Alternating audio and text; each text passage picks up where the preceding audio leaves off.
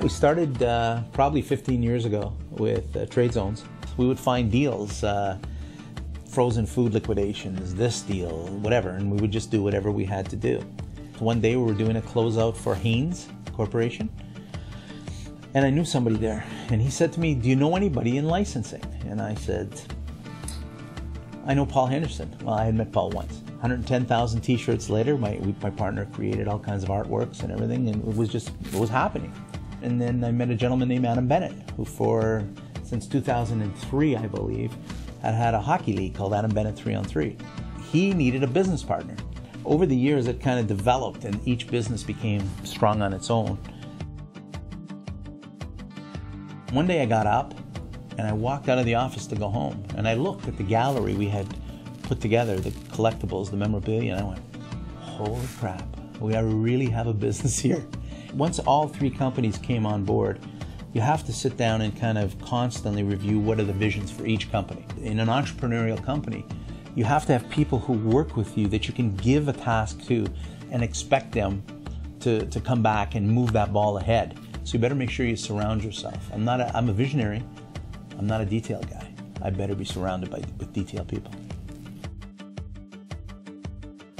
The companies began to develop their own vision. And so we want Ficel Heritage Hockey now to be the best hockey distributor in the world. Trade Zones International is a solutions provider where what we do is we work with other companies to help them manage their inventories. 3-on-3 basically wants to be the best service of providing fun hockey, and we want to be the best in that in the world, and we're going towards that goal. We're the second biggest right now in Canada. As you grow, things change.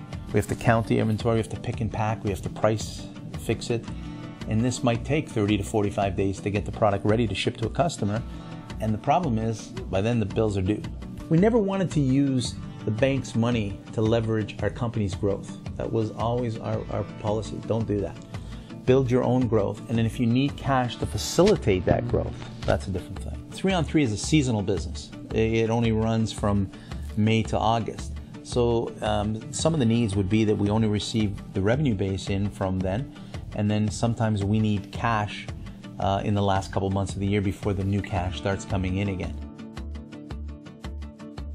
The National Bank has been able to identify certain products that we would need and that we could use. All of a sudden, that deal that was smaller and you could process that deal in 30 days, now it might take 120 days because it's larger and the cash flows are different, and the guy you're buying from needs money.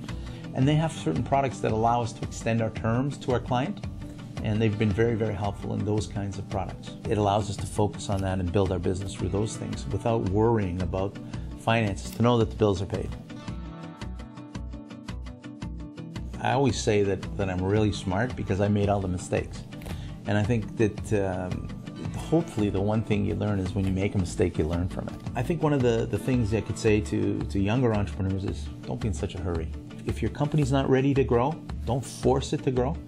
It will tell you when it's ready to go. Get to know your business. As long as I was in a plus side, as long as I had more equity than I had liability, nobody could ever put me bankrupt. Nobody could ever do that. So I learned those lessons. There were times when cash was really, really tight, but nobody could ever knock on my door and say, you're in trouble, because I had more than I owed.